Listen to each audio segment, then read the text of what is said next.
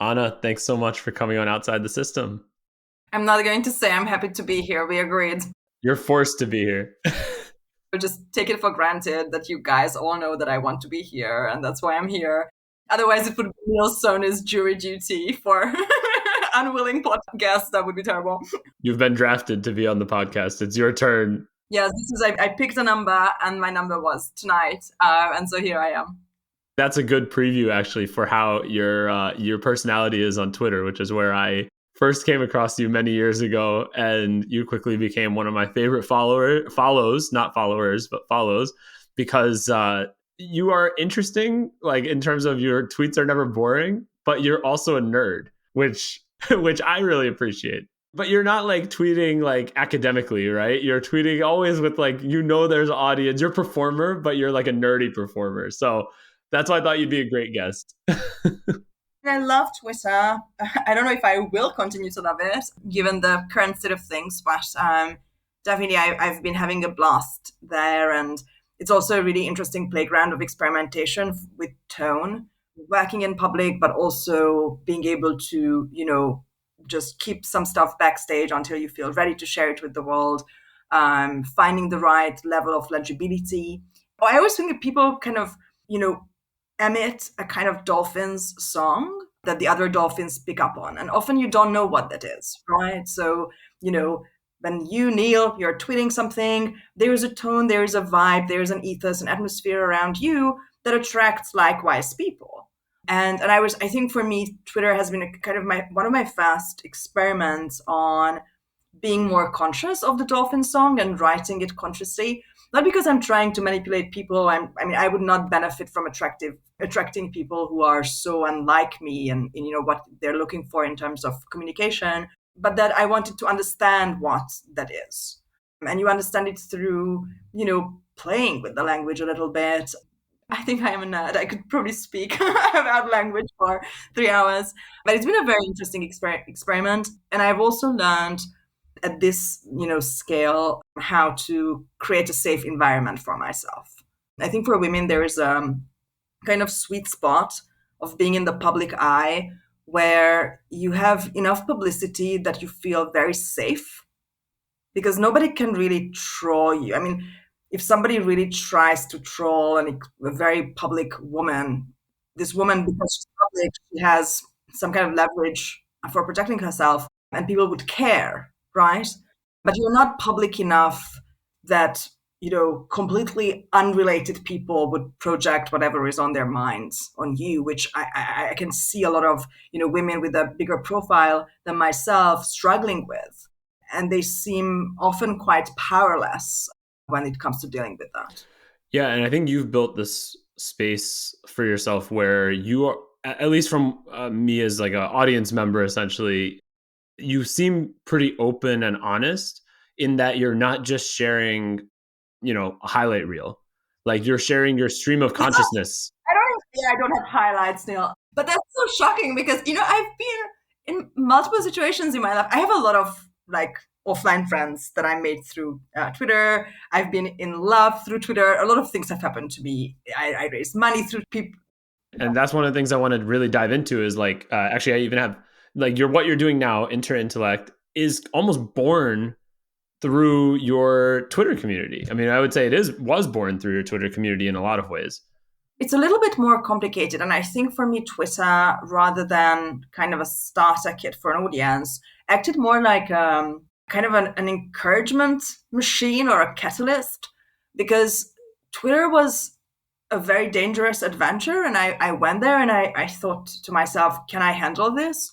And when I saw that I could, I knew that I was ready to build a business, to interact with the public, to publish more publicly, and to build a community. Beforehand, I had no first-hand knowledge. I built a nonprofit before, which was in the women's rights space. Again, putting together very risky but very peaceful conversations.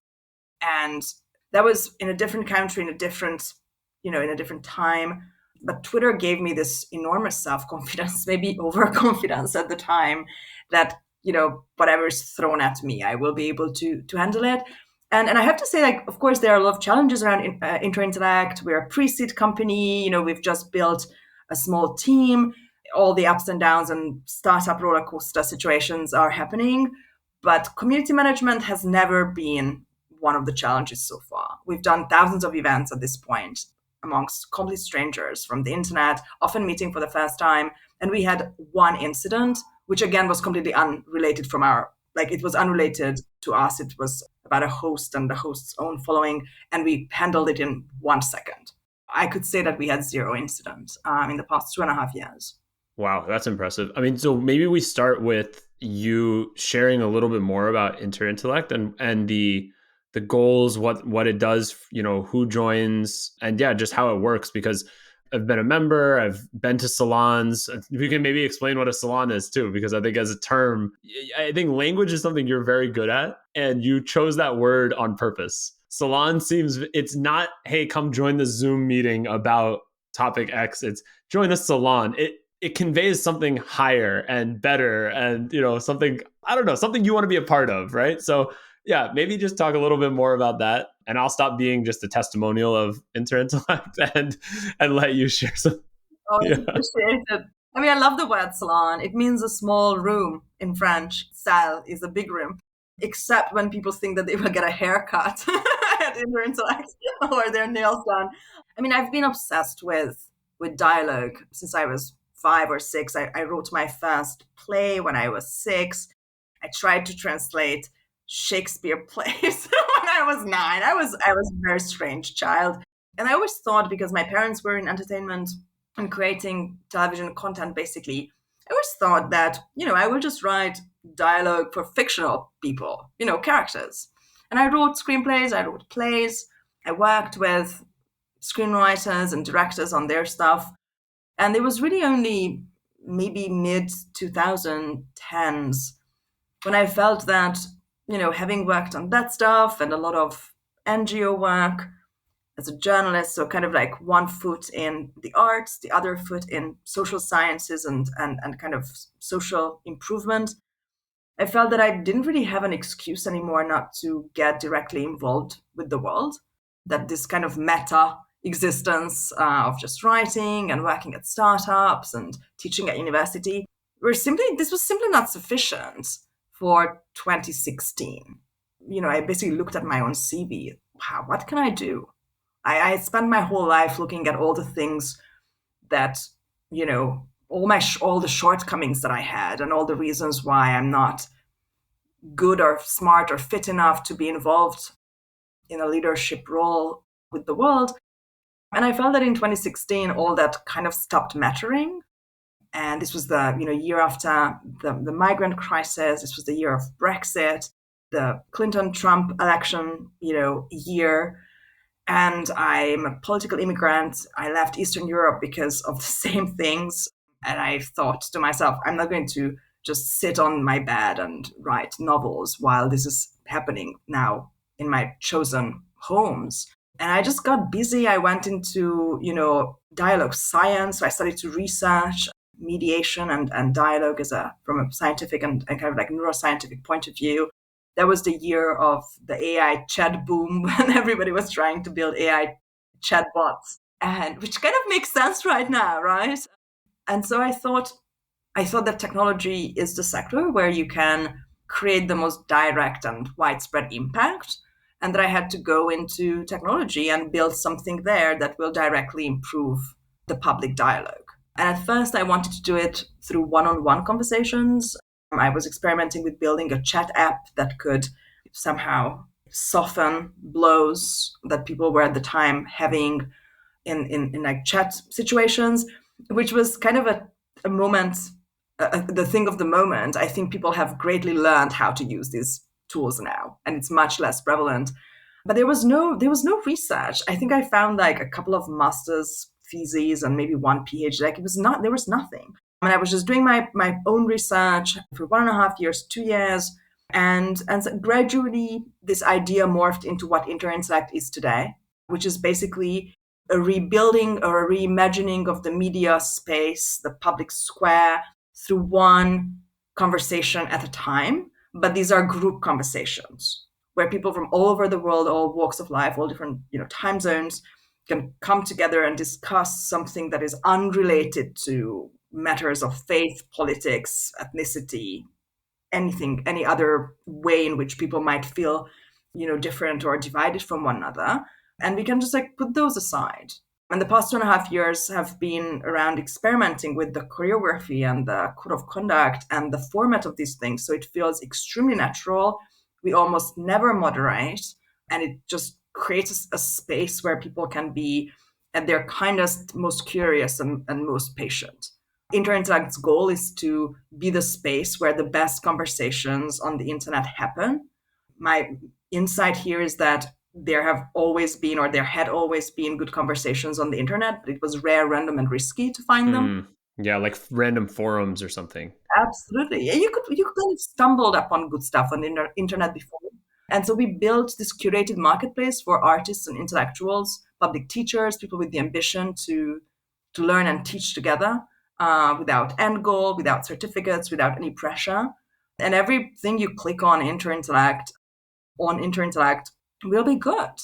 You've never heard of this topic, you've never heard of this host, you've never met anybody who's in the room, and you will have a good experience. And we can just bring this in a continuous way, which is a huge achievement also for our hosts and our community, kind of uphold our norms through their choices, through their behavior. The community in Interintellect are kind of our most passionate event goers who want to spend more time with us, and they come to offline gatherings as well or organize them, and they also come and hang out in our forum. So I have a couple questions which are like related to how you've been able to do this repeatedly, right? Because I think if you were to organize an event like this one time, you curate the people in the room, you set a time that works for everybody and you moderate and you might have one good event. But you've now done thousands of these. So, and you said you barely moderate, if ever. So, one, I guess, who is hosting these discussions? And is there some kind of standardization that you found across these? And then I guess a related question is, in terms of the audience members, is it almost a self-selecting group of people who would join this type? Like, I feel like you've branded this in a way that it's not for just about everybody. It is, you're welcoming to everybody, but not everybody would select themselves for this community. So I guess those are the things. Like, how have you been able to do this so many times now and create a consistent experience? Because I think it's events, especially, they're live. There's no editing, there's no ability to fix mistakes later. So yeah, it's incredibly impressive that you've had thousands. And seemingly, really, except for that one time, which didn't have anything much to do with you all, there hasn't been widespread issues. So talk a little bit about that, because I think that has a lot of applications to many other types of businesses, even, that just, how have you built almost this recipe but still left room for creativity? All of these things are related, right? This is kind of an ecosystem where everything positive feeds into something else and creates more positive stuff. The dolphin song of the one type of person, one type of output, finding somebody else out on the internet who has a similar need, a similar output, definitely works with Interintellect. One of the things that was kind of counterintuitive to me and then became an absolute truth in how the platform is built today is that one of the best ways of checking self-selection is making the events paid. Or at least paid in the sense that, you have a membership, and with your membership come tickets, a certain number of free tickets, and how you allocate them. But there's some kind of resource allocation with which you reveal your preference, to kind of use the econ term. And so you can't really stumble into an Interintellect salon accidentally. You go there, you choose this title, you choose this time, you show up, there is video, there is your real name. So there are just these basic characteristics of the platform that bring with them the positive side effects of, well, if you paid 10, 20, $30 to be there and you're sitting there for 2 hours with your real name and the host can see you, then you probably won't really be a troll. There's nothing in the system that incentivizes you. You would be immediately removed from the room. You would probably be banned from coming back again. So like nobody would upvote, like, retweet you on the spot. Like you win nothing. Whereas if you're an intelligent and pleasant participant, whatever your level of knowledge might be about the particular topic, and like the topics can range from, cognitive science to history, engineering to business, medieval literature to futurism. We really have everything, and nobody knows everything. So there are always rooms where you're the dumbest person, and that's the best thing.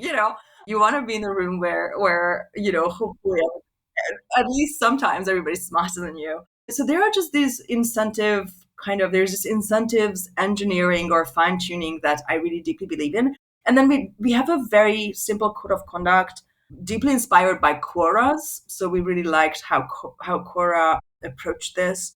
And we have 5 rules of gathering and 4 rules of hosting. So altogether 9 basic rules about how we go about things. Beyond those, everything goes. We have hosts who do 7-hour readings of a philosophy book. We have 1-hour casual group therapy salons. We have workshops. We have reading events, writing events. We have people who paint, people who learn how to make music. We have a lot of standard salons where people just like sit around and talk about a particular topic, which can, as I said, range from any discipline and level of, academic difficulty.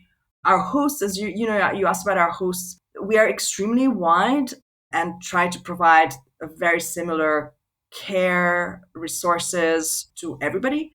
We have complete newcomers, people who are just finishing college or didn't go to college or just like found us on the internet, or they just moved to a new city and they know that there's an Interintellect hub meetups in their city and they got involved, which is, it's our great joy to nurture people and see them flourish in the community.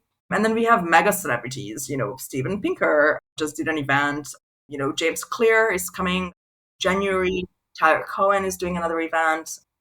So, we are very happy to attract intellectuals, artists, thinkers from really all walks of life, all levels of, their development in the in the public arena.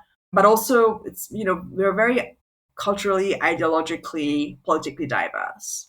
And to me, that's probably, it's not the most important thing for our users. They come for the vibes, they come for the friends, they come for this continuous experience that is for many, many, many people in our community and amongst our hosts.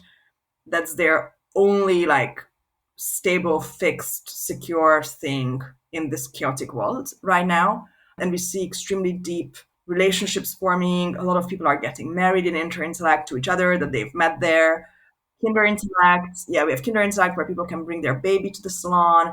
We have, people who met at an offline and they are writing books together now. We had people who moved continents because of Interintellect, people who quit their jobs because of us. So, it's very humbling for me to follow these incredibly dramatic life changes. But it's also very important to me that, in a moment in our collective communication, and how it's reflected in the media, there's nothing in the middle, and I want to be in the middle. I want to be the place where people from all sides of the aisle, and I don't think it's two anymore, I think there are many, can come and kind of talk to each other, or talk at least to the community and attendees one after the other. Well, and that's how we find out that we have way more in common than we have differences, because so much of media, I think, highlights the differences between people. But then if you come around a common topic like learning music or a piece of art or a book or something, you find that, oh, yeah, it just is like a shared experience that everybody can, whether they are, from the US, like right wing person, or from, France, like left wing person, or someone from, Kenya or something, right? Like somebody has a completely different background. People can come together around these topics and kind of recognize the shared humanity that we all have. Absolutely. I think shared humanity is such a beautiful way to put it. Look, I don't see it as my job to change people's minds. I think life is very complicated and a good host keeps things complicated. But I think every individual deserves to know what other people are really thinking in its full nuance. And I think through Interintellect, you can find out. in a way that really brings you together over other shared experiences. So that whether you're going through the classics in a reading group, or you're learning about early Japanese art, or you're learning about AI, there will be people who are not like you. And but when we're breaking bread, when we're eating together, when we're celebrating together, when we're having a salon together, in this virtual living room, those things don't necessarily matter because we have other things to talk about where we are very similar. Our need for community, our need for living and being in the world, in knowing that the world is big, that there's optionality, that there's hope, to understand that you might be in a particular situation, but situations are relative and changeable, that other people also have it hard, but other people like you are also very helpful, and that together we are just stronger. I mean, we are all we have. That's it. Like, we are all we have. That's the world, and this is what we have to deal with. And I think we can deal with it beautifully, and there's no reason why not to try. That was such a great way of explaining that, because sometimes people could look at Interintellect and just say, oh, this is just a community of people looking to like learn together. But I think there's something much bigger to it than that. And I think you're saying there's nothing in the middle, bringing all these people together. That's like the meta goal above all of, yes, you're there to learn about a specific technology or art or books or something. Like, yes, you're there to learn, but you have created the space basically for people to connect that way. Yeah. I have a couple tactical questions, so get ready. The first one, I will have some tactical answers. I will try. I will do my best. yeah. So the first one is, you had this concept probably at some point after you were interacting with a lot of people. You had this idea, and you can go into as much detail or as little detail as you want. But what was the process of going from the beginning to actually having the community of Interintellect? Because I think for community-based, whether it's companies or groups, that sort of is like 0 to 1 moment, that network effects momentum is so hard to do. And obviously, you did it. You have a thriving community. So I'm curious, what did you do to kind of get to that point? And how did you actually go about doing that? That's a really, really good question.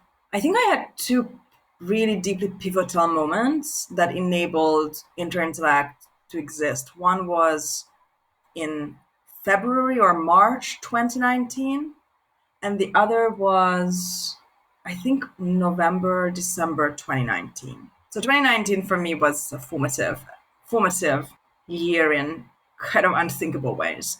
So the first thing that I kind of let go of as a mental model was that I have to have a co-founder.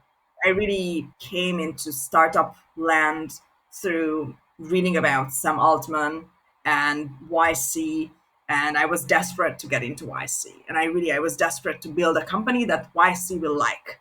And I was breaking my back to find a co-founder, to have a CTO, and then be the little non-technical female CEO in a skirt next to him, And it was a disaster. I was literally in like 2 abusive work marriages with 2 guys, just trying to stay in it so we can apply. And I was going about it in the whole wrong way. But I felt like, I have to make this sacrifice so that on the side I can do my own research and build this thing. And otherwise nobody will take me seriously. I'm just this little philosopher from Eastern Europe. I don't know anybody. And then there was this moment in 2018. I was so broke and so new immigrant, working some terrible job and making career mistakes and just being really down under in London, when I thought first that, okay, I have to be more public. Like, I have to take this idea on the internet that I have and hear what people have to say about it. I had been doing a lot of research, but that was literally like me going to I don't know, London campuses and just interviewing thousands of university students, one after the other, about their internet use, because I couldn't find the information that I needed. And first I went public and I was like, I'm Anna Gát, and here are my thoughts, and I'm really scared of you guys, but hi. That was like how I went on Twitter. And out of that, I don't know what kind of cosmic freakiness of things, the first big account that followed me was Sam Altman. And I was like, you don't even follow people. Like, how did you know? You already changed my life. We have nothing in common. You're like in a country, in a city where I had never been. I don't know anything about it, but wow. And actually, the first person that I had a meeting with when I first went to SF a year later was with Sam, and I took him Andrew Solomon's book Far from the Tree as a gift, like, hey, thank you for changing my life. And he was feeling so uncomfortable, and we had nothing to talk about. That was an incredible meeting. And so by February 2019, I think I was weighing 40 kilograms, and I was in a horrible shape. And I had just, started my kind of public journey on Twitter and experimenting with, trying to talk to the internet. And then I decided that I have to be a solo founder. Whatever happens, come what may, I don't care. I know this is unorthodox and people will probably like laugh me out of rooms, but I have to try it because otherwise I will die. Like I was feeling that I was on this like slide down, and that's not cool. And literally the moment I decided this, everything, it was like, when they do like a time lapse of somebody like taking LSD and like their brain opens and all these like things start swirling, like that's how my entire life felt. And immediately I got invited to SF. I went there, I met everybody, I raised money. Interintellect started in Dolores Park kind of accidentally because I was like, hey, I'm Anna, I don't have a co-founder, I'm fully free, I do whatever the hell I want, let's talk. And like 100 people showed up. I was like, all right, I guess we have a community now. And so I was doing that, but on the side, because I'm like, good, deep suffering Eastern European Jew, I was like, but this is too much fun. I have to suffer because work is suffering. And so I need to build an app. And so I was busting my butt to like build an app on the side that, I'm not kidding you, like nobody cared about. It was like I would talk about it to people and they would fall asleep. Like I was curing insomnia internationally and everybody wanted Interintellect. And then by December, I was like, why am I trying to turn something into my livelihood and life's work that literally nobody cares about, when there is this other thing which I consider some fluffy side project because it brings me joy, and somehow my mental model is that if it brings me joy, I'm sure it's not going to work out. And then I kind of like had to just jump out of that mental model and be like, no, actually this thing from which I derive so much pleasure and delight and life improvement is going to be my day job. And of course, in many ways, at that point, it stops being just this fountain of joy and becomes a ton of responsibility. And I mean, I literally sat down in that moment in my pajamas in my kitchen with my living room, and I have been sitting there ever since. Like, I'm not doing anything else ever. Today, I watched one half of a 30-minute TV show. Like, that's my free time. Or like sometimes I do sports. But I had to kind of like jump out of these loops to get started. Anna, there's a guy who he's also pretty prominent on Twitter. I've had him on the other podcast, not on this podcast yet, named Paul Millard. He wrote the book Pathless Path, and it's funny. I've been talking to him a lot. I read his book, consuming a lot of his content, and it's something that I think a lot of us, we don't grow up with this idea that what you enjoy doing can also be work. Right, that like it's you're allowed to enjoy your work, right? It doesn't feel like work if you're not like struggling in some way. And he writes a lot about how it doesn't have to be that way. So I've been kind of, funny enough, you went through this a few years ago, it sounds like, to make this leap. I've been trying to work through that even myself, thinking like, oh, I enjoy podcasts. Why does this always have to be like just like a little side thing that has nothing to do with, it's something I can lean more into. I don't have to feel guilty that I'm doing a podcast and not, doing some work at the instead of doing the podcast. So it's a leap.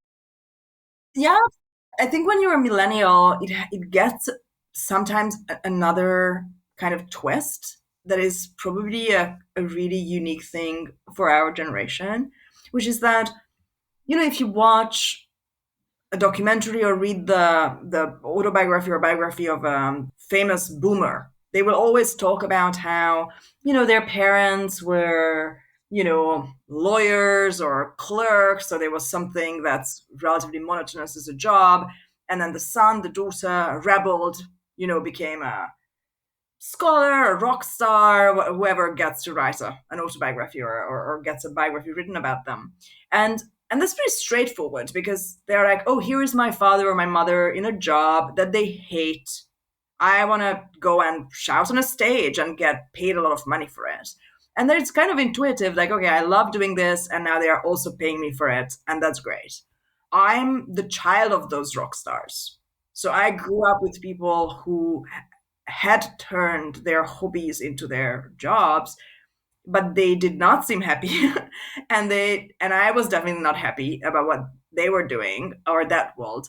And so to me, my kind of youthful impression about the world was that I'm just a kind of person who doesn't enjoy things. I had never expected before Interintellect to really do something that would give me this level of fulfillment. And so it was a very kind of, I was 34, 35 the first time when I realized that, okay, that one thing that is Eastern European show business, which is a pretty dark thing to live through, that I didn't like. But there are a lot of other things that are entertaining and fun and that which I do like.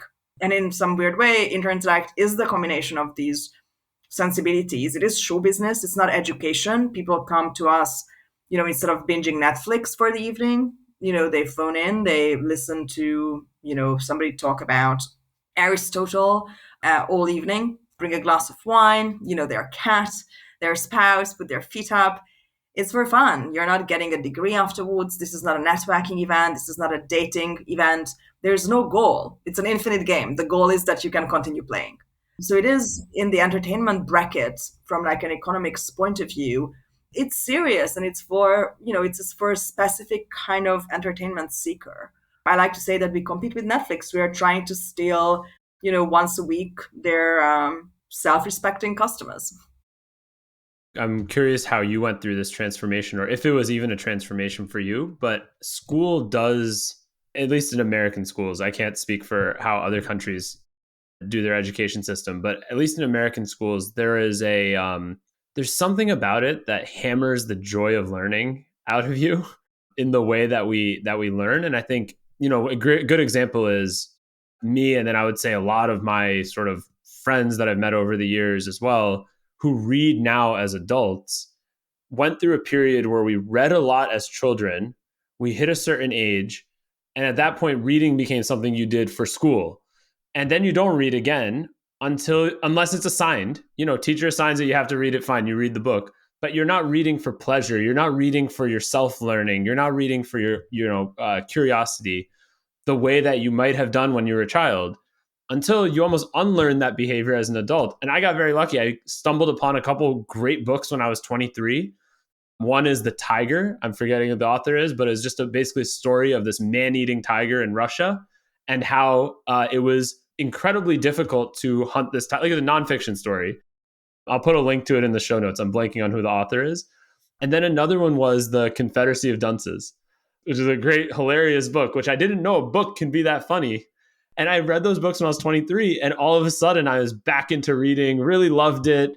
And it just sent me down this, like, honestly, a lot of things that happened in my life after 23 were downstream of basically finding those two books and realizing that I loved reading, which sounds so trivial. But I guess what I'm trying to say is, like, your community in some ways, it is attracting those kind of learners, people who don't treat learning as like something I stopped doing when I graduated from college. It's like they're curious about the world and they're trying to learn things, continuously.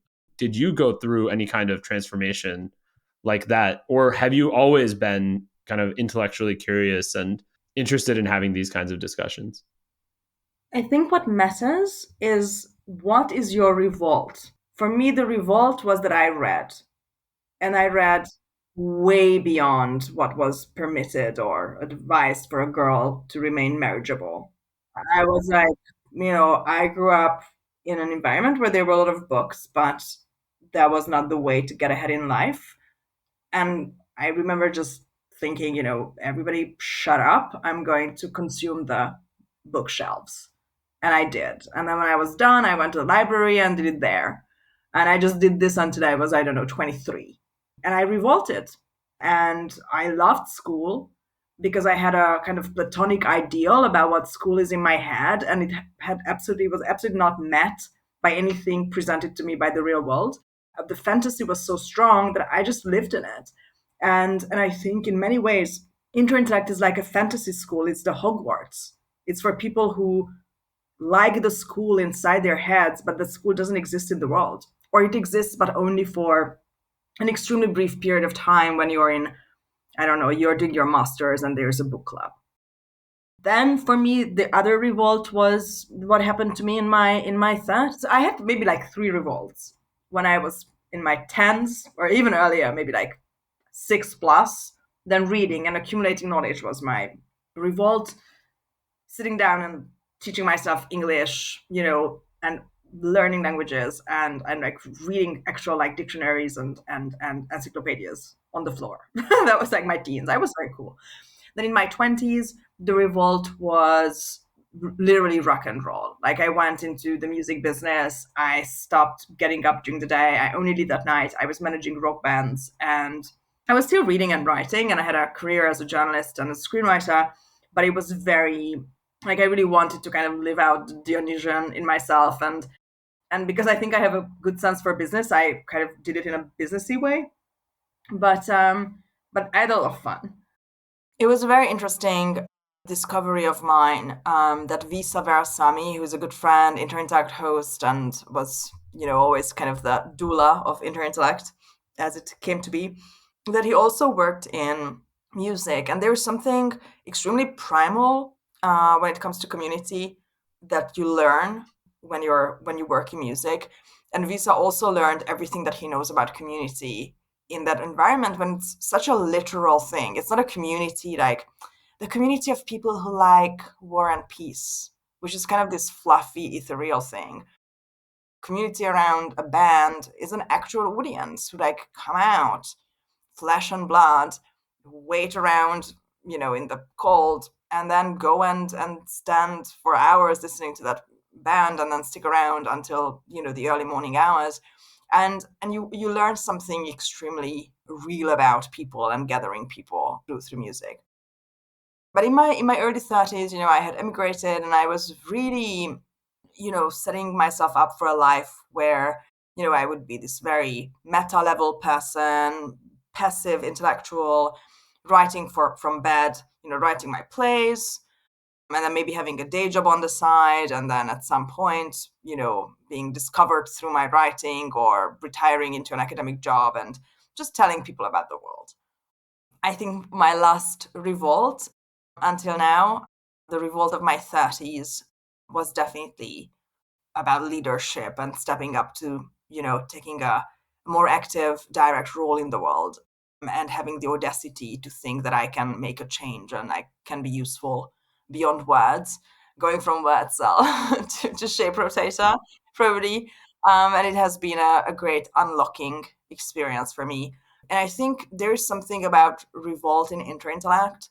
Revolting simply in this context means that you do something for yourself as an individual. This is not self-care. This is not necessarily self-realization. I think it's a cyclical thing, and we do it repeatedly. We reinvent ourselves. And with every step, we're trying to get closer to who we really are. This is often in negation of our environment or expectations. And there is something about rediscovery, self-discovery, when it comes to, why people use my product, why people come to my community, why people host on my platform. It's in negation of the one-sided intellectual pursuit where you're kind of exiled into this adult existence where you can read, tons and tons of Substacks all day, or you can write and then read the comments. But where is the conversation? Where is the exhilaration of dialogue? One of my favorite sentences in the Graeber-Wengrow book was how the human brain can't read. I mean, other than like in exceptional situations and exceptional people, a normal human brain can't really hold a thought for more than 7 seconds unless they are in Oh, wow. conversation. Oh, In wow. conversation, you can hold a thought for days, hours, weeks. So you almost need it to be a multiplayer game than being a single player game. Yeah. I love it. Yes, thinking as a multiplayer game. I think that's an extremely beautiful conclusion. That's so interesting. I never knew that stat, actually, the 7 seconds thing, but it makes complete sense. And it's why you can delve deeper into topics in a conversation than if you're just in a room by yourself. You often miss things that are highlighted in the first 5 minutes of a conversation. You're also creating this place for people to play.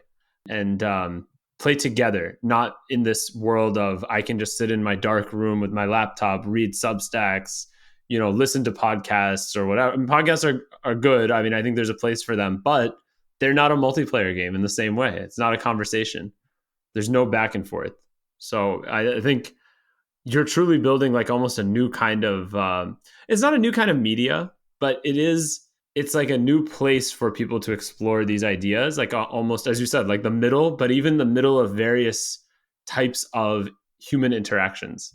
Like it's not an article, it's not a podcast, not a blog, not a in-person event. Although, have you done in-person events? I mean, besides this like spontaneous ones, but is in-person a big kind of component of Interintellect, or is it the goal is to stay mostly virtual for accessibility?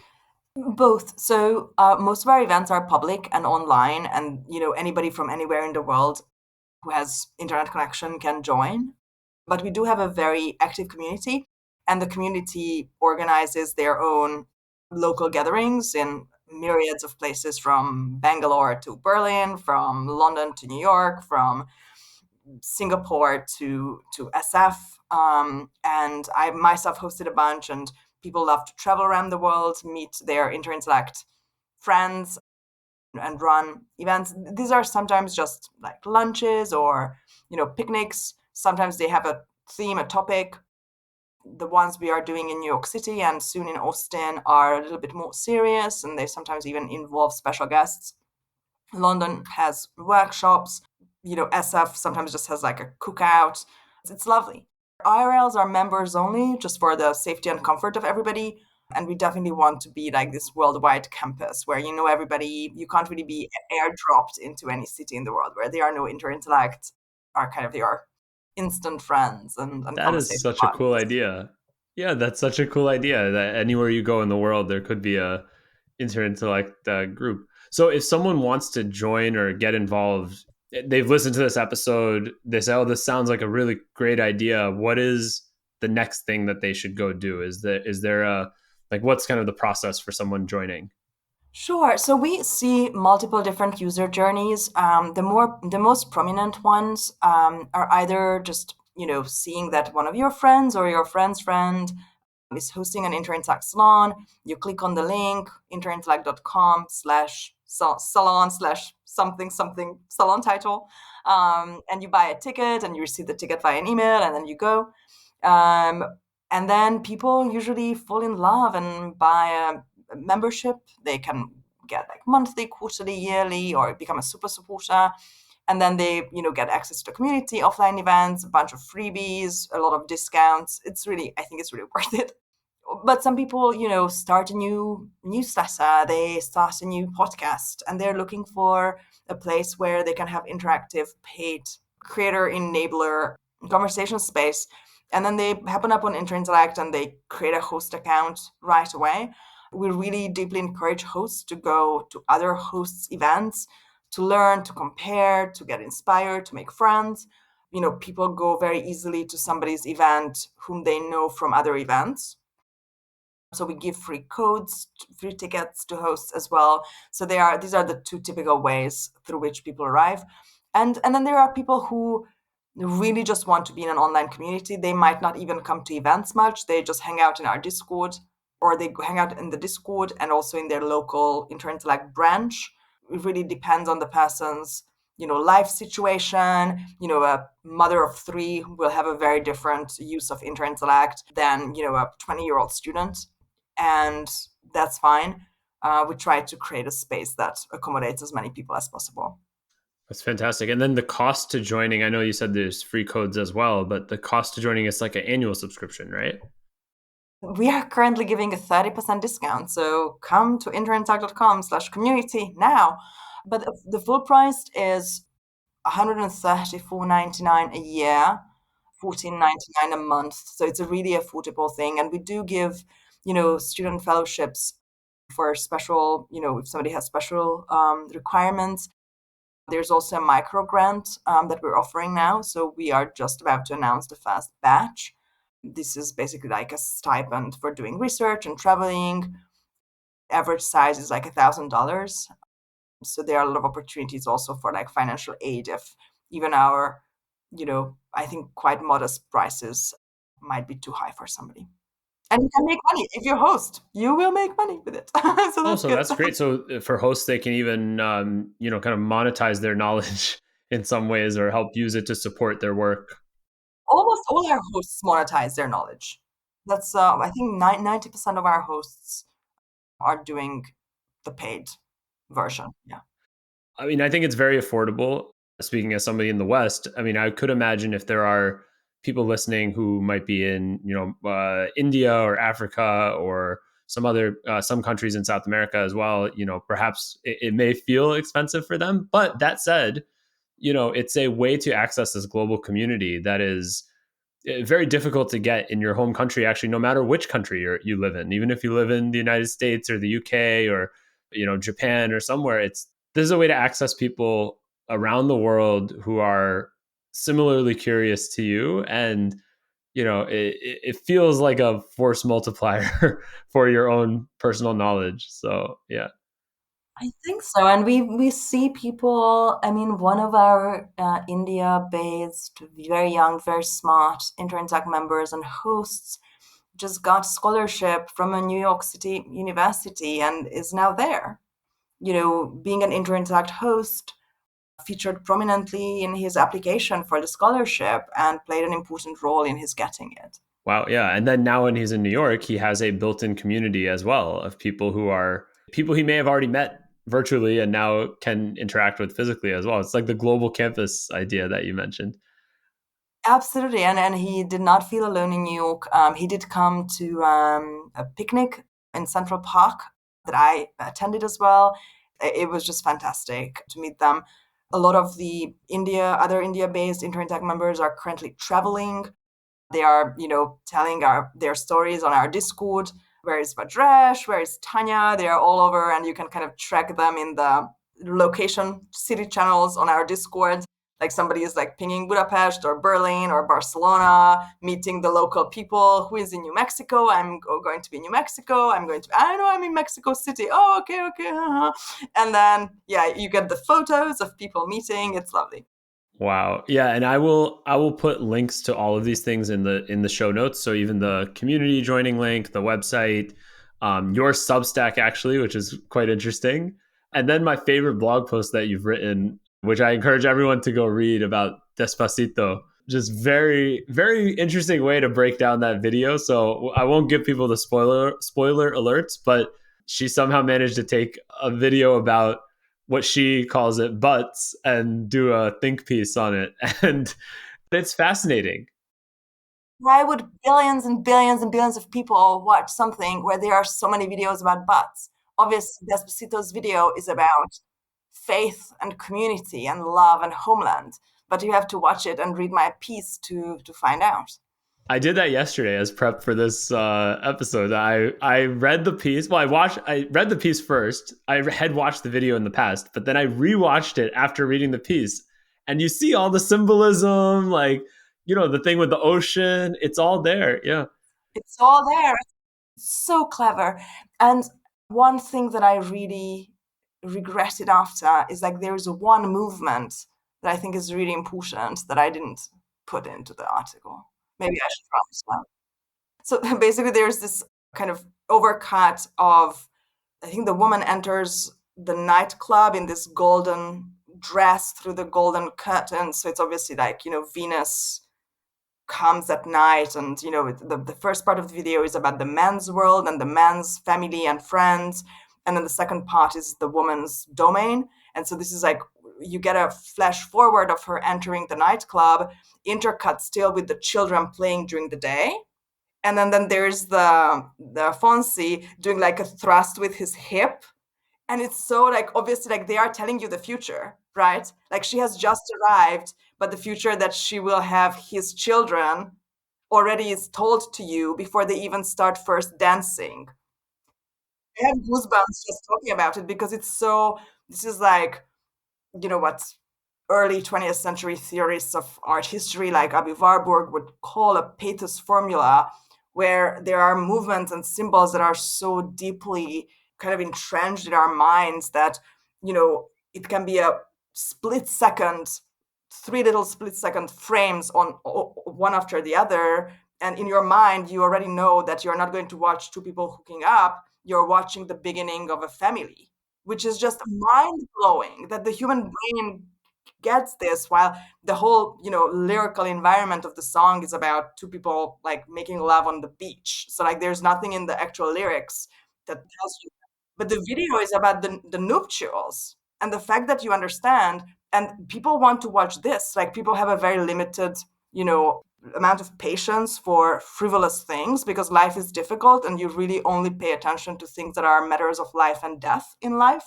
And when you don't understand why people really love something, you always look for what is it about this thing that is about life and death. And so I saw how many people watched this video, and this was the most highly viewed video on YouTube. And I sat down in 2019 and I wanted to find out. And then I understood that this is like life conquering death. And that's what people want to see. That's why people watch Star Wars. That's why people watch E.T. And that's why people watch Despacito. Wow. Yeah. So definitely everybody needs to read this blog post because it blew my mind yesterday. As I was just prepping, I was just reading through your blog, your Substack, different things to just prepare. And this was one of the things on the list. And this just blew my mind. So yes, everyone should read this. It's going to be in the show notes. Please click on it and read it and tell Anna what you think on Twitter. I'll put a link to your Twitter as well. When you have your wedding soon, I hope that you guys will dance to Despacito after the ceremony at some point and relive the whole vibe. That is actually a great idea. So that should actually happen. Well, Anna, thank you so much for joining. I know you're not going to say I'm really glad you had me on because that's boring, but I appreciate you joining. If anybody has a better idea what people should say at the end of podcasts, please find me on Twitter and let me know. Maybe we should do a salon about that. Just brainstorm, group brainstorm. Non-boring. Non-boring podcast beginnings and ends. Let's do it. That'll be a fun one. Absolutely. Thank you so much, Jill. Thank you, Anna. Follow Anna on Twitter, join Interintellect, and let us know what you think about the episode.